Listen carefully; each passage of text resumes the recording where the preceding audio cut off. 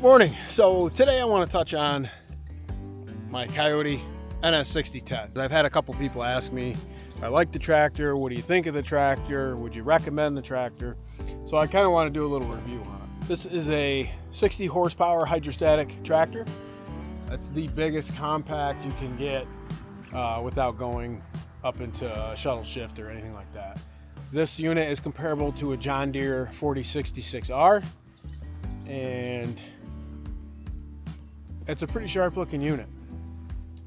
Right now I've got it paired with a Machio flail mower, which I would highly recommend getting a flail mower to begin with, but a Machio is a bulletproof unit. I can't say enough good stuff about that. That's an offset, so I can push it to the side and mow the hedgerows. It comes with hydraulics should you choose to get that. I did a manual or a mechanical offset to start with, but I probably would get a hydraulic if I had to do it all over again. But overall impressions in the first year, it does what I need it to do. It's got the basic functions that you would expect out of a brand new tractor. The fit and finish is not bad. The inside is done up pretty well, I will say. It's comfortable, it's roomy, it's got, you know, the basic things you're going to want. Everything from heat, air conditioning, comes with an optional radio. I did not get that installed. I just use a JBL Charge 3. Works awesome. I can charge my phone or whatever if I need to off of that unit. I have R14 tires, which are loaded with rim guard to help offset with some ballast weight. I ended up putting a second rear function SCV. Should I choose to, you know, put a snowblower, which I thought about putting a snowblower. Also, I'm looking at running implements off the back, like a cultivator with a wheel depth gauge and things like that. So I would need a second rear SCV for stuff like that. Let's get into what I like about the tractor. So like I mentioned before, it's not a bad looking tractor. I like that it's hydrostatic at a 60 horsepower range. That's clutch for a homesteader. I'm used to hydrostatics. I'm not really used to the shuttle shift. Where you lack is your low end power and your ability to select gears. This has low, medium, and high. That's it. You cannot transverse within those gears. That's just it. So where I find that to be problematic is if you're going on a roadway and you're coming on a hill, you've got to stop prior to the hill, downshift into a different gear because you're going to stall out midway through the hill if you don't. Where I like it is doing little chores around the house or moving compost or flail mowing. You come to a corner, you can just do a small 3-point turn with no issue at all. And that brings me to my next point, is the turning radius. Being a hydrostatic tractor, you can turn around in a 1-lane road if you needed to without doing a 3-point. It's got a phenomenal turning radius, which I think is a huge asset in a tighter spaces. I do like that this hood is metal and not plastic. So if you need to fix it, you can take it to a body shop without having to replace the whole thing.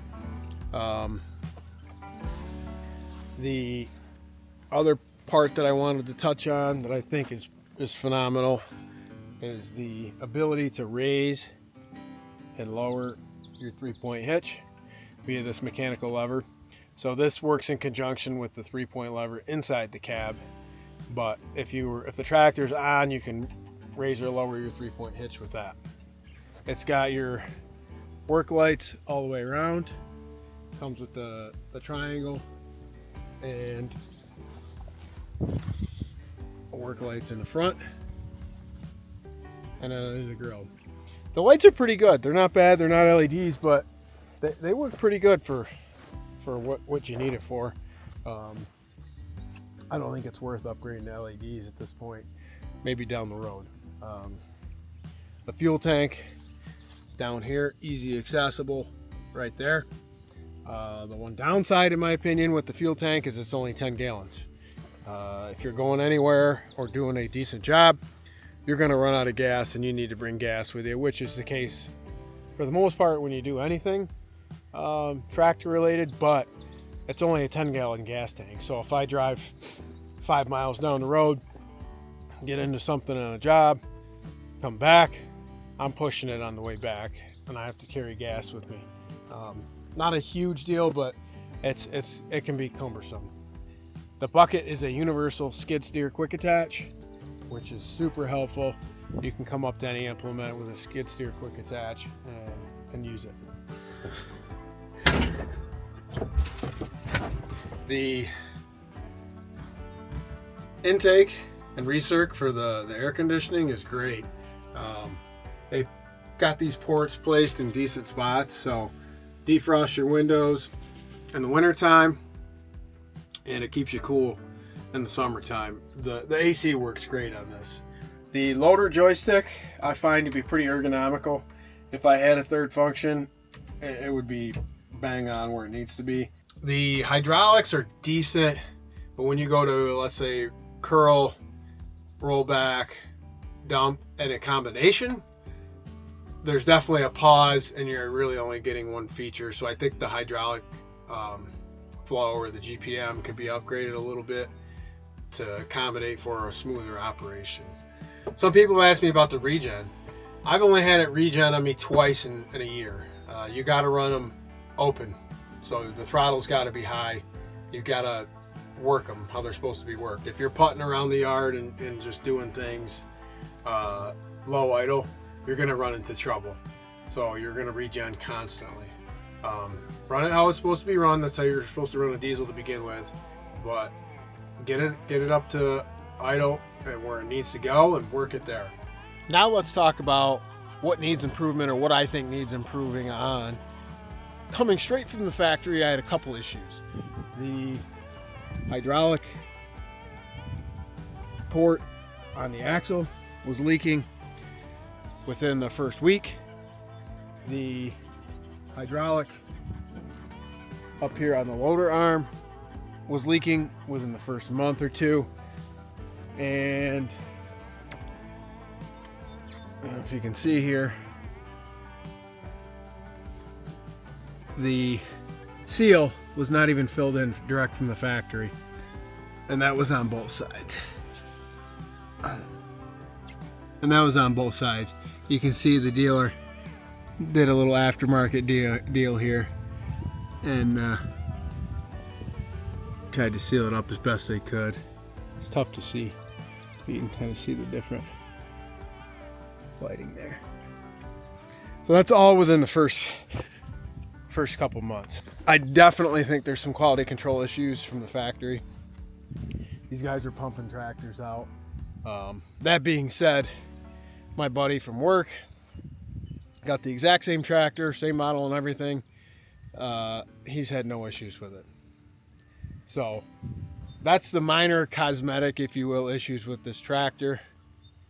Now let's get into the big ones. The biggest hang up for me as a brand new tractor with only 95 hours is the inability to start. It's now June. In December, I reported to my dealer that the tractor would not start. I tried everything from a battery tender to warming it up with a kerosene heater. Nothing seemed to work. Well, come to find out, they did some diagnosing. It had something to do with the relays. The Kioti ran off a series of ground relays, and they just weren't making contact enough to start or turn the tractor over.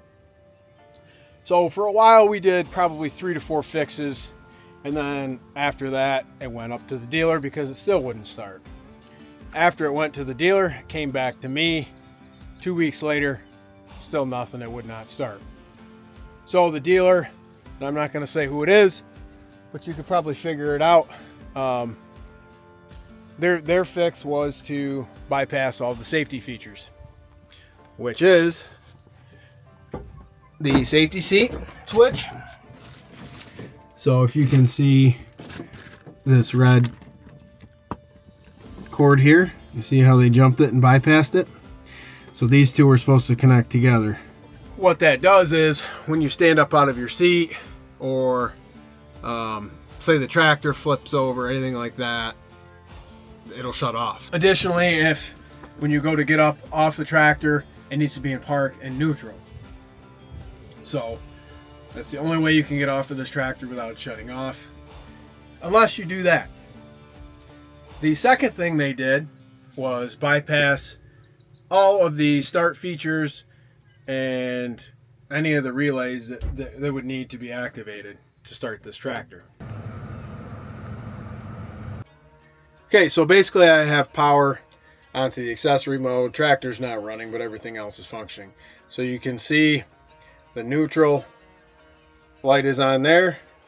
The park light, or excuse me, the parking brake is there. So what you need to start this, right? That's the mode it's got to be in. Okay? Pretty self-sufficient. And you got to be seated. Well, now you see parking brake off. Neutral is off. So we're in gear, mind you. And for better measures, yeah, let me show you. For all the safety people, my bucket's down and dug in. To give an idea how bad this is, and I've got a 7-year-old and a 5-year-old. This tractor will start without you in the seat, without it in neutral, and without it having a parking brake on. Right now I'm off the tractor completely. It's running in gear. So what that means for some non-tractor folks, or if you just have a garden tractor, this essentially could roll away. Keep in mind it's a hydrostatic tractor, but I have the bucket down, the blades dug in. But if somebody was in front of me, or if I was doing work, my kids were in the tractor, they decided to start it, this could quite literally kill somebody. My gripe with this whole thing with Kioti, and I called the corporate headquarters. Here, let me turn this off.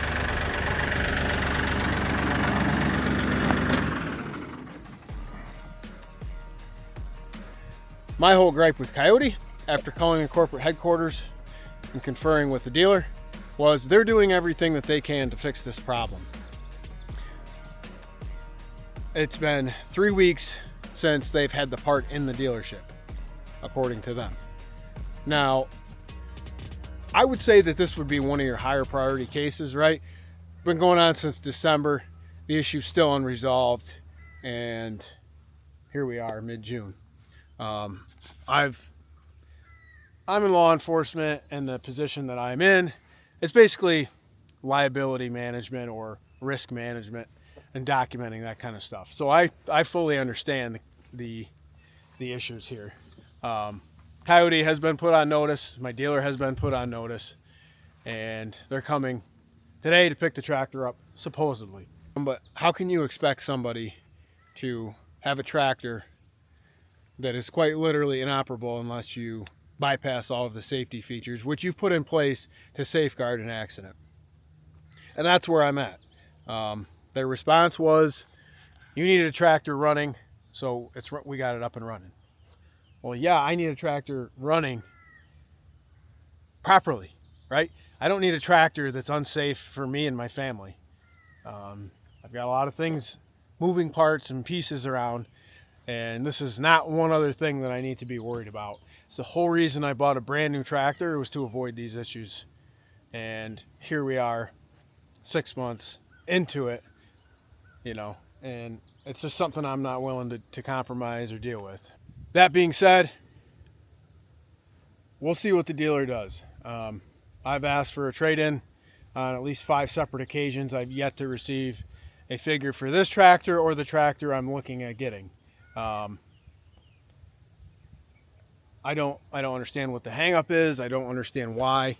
My guess is that they're going to be stuck with a tractor that doesn't function properly, and down the road, once the warranty works is complete, who knows? It's all going to be on the customer. But nevertheless, I'm going to get rid of this particular tractor Whether or not I go with the same model or make is yet to be seen. So I'll keep you guys posted on that. But overall, this is a solid tractor. When it's functioning properly, it does exactly what I need it to do. It's got enough power for the most part, but where I think it lacks is the finish part. That's where something like a John Deere is going to blow it out of the water.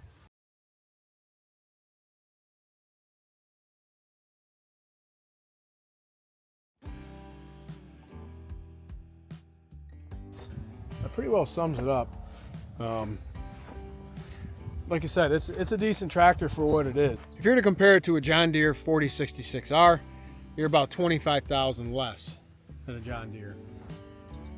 Is it worth going to a John Deere for the color green? It's hard to say. Now, I understand that there's problems with all tractors, all cars, anything mechanical. I totally understand that. But where I have concern or issues with is when there's lack of communication, lack of transparency, and lack of care, if you will. The fact that this tractor's in this condition, brand new, and at the time it was 6 months old, that should have been top priority. And that's what sold me on Kioti, was the dealer saying that the no matter what brand tractor it is true, no matter what brand tractor you go with, the service is what's going to sell the tractor. Up until this point, they've done a decent job. You know, they're pretty responsive. They come out, they do what they need to do. However, the issue is still unresolved. So I'm not sure if it's the dealer or if it's Kioti. Getting on the phone with them in corporate kind of leads me to believe it's Kioti. The dealer is saying that they have to do X, Y, and Z in order to satisfy this warranty claim, which now we're to the point of replacing the ECU to the tune of $6,000 to $7,000 on a brand new tractor. So is it really worth it to me to keep this particular tractor? No, it's not. I'm going to trade this tractor in because I feel that there's just been too many issues within the first year. When it works, and I'll preface that, when it works, I'm happy with this tractor. I have no issues with it when it works how it's supposed to. And like I said, my buddy has the exact same tractor, same model and everything. No issues. So it could just be this tractor, which I hope I don't have to go down this road, but New York State has a lemon law clause if I need to file with the Attorney General's office to seek restitution. And if it gets to that point, I will. But I hope it doesn't. What I'll probably do is trade this in, either for the exact same make, model, everything, or go up a size to an RX. Either way you slice it, this tractor's been down for a significant amount of time in its first year, and that's not something I'm really wanting to compromise on. The whole reason I went new was to avoid issues like this and to deal and not to have to deal with the quality control issues. So that being said, would I recommend Kioti to somebody if they ask? The answer right now is I don't know. We'll see how this pans out. Like I said, the dealer's coming today to get this tractor to see if they can fix the problem. This could just be a one-off situation, so it's hard for me to say definitively yes or no, but Kioti is definitely in consideration when you're looking at getting a new tractor. Whether that's a Kubota, John Deere, or Kioti. There's Massey, LS, and all those other options too, but I think I'm talking with the big three. That's really hard to say, to be honest with you. I'm not sure at this point if I would recommend them or not, but time will tell. So thanks for joining in. This is a super brief overview on my experience with Kioti and my 1 year journey, if you will, with this tractor. I'll definitely keep you updated, but thanks for following along and thanks for your support. Really means a lot. I'll catch you on the next one.